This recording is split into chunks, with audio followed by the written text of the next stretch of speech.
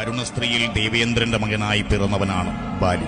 മഹിഷവേഷം പൂണ്ടുവന്ന കബന്ധന്റെ മസ്തകം കരം കൊണ്ട് പറിച്ചെറിഞ്ഞപ്പോൾ അത് മാതംഗാശ്രമത്തിൽ ചെന്ന് വീഴുകയും മഹർഷി ബാലിയെ ശപിക്കുകയും ചെയ്തു. ആ മലയിൽ ചെന്നാൽ തല പൊട്ടിത്തെറിക്കുമെന്ന്.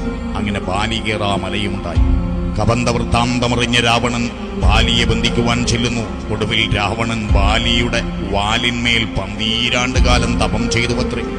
അത്തിപോൽ വില്ലത്തനെ കവികുലത്തിൽ മത്തനെ പത്തനെ വസിക്ക വേണ്ട ശക്തചിത്തമത്തനെ ഉത്തമത്തമോഹമെന്നു ബുദ്ധിയിൽ ഉറച്ചു നീ പത്തനത്തിൽ വാഴ്ക വേണ്ട ഇത്തിരി പൊരുതുപോർ എന്നിങ്ങനെ സുഗ്രീവൻ പോരിന് വിളിച്ചപ്പോൾ ഉടുതുകിൽ പിടിച്ചു വിലപിച്ച് പോകരുതെന്നഭ്യർത്ഥിച്ച മത്തവാരണ നടയൊത്ത നേർനടയുടയാളായ താരയോട് തന്റെ കഴിവുകളെ പറ്റി പറഞ്ഞ് പടക്കിറങ്ങിയ ബാലി യുദ്ധത്തിനൊടുവിൽ സത്യധർമാദികളുടെ മൂർത്തിമദ്ഭാവമായ സാക്ഷാൽ ശ്രീരാമചന്ദ്രദേവന്റെ ഒളിയും പേറ്റാണ് ആ ചൈതന്യസ്വരൂപൻ വീരസ്വർഗം കൂടിയത്.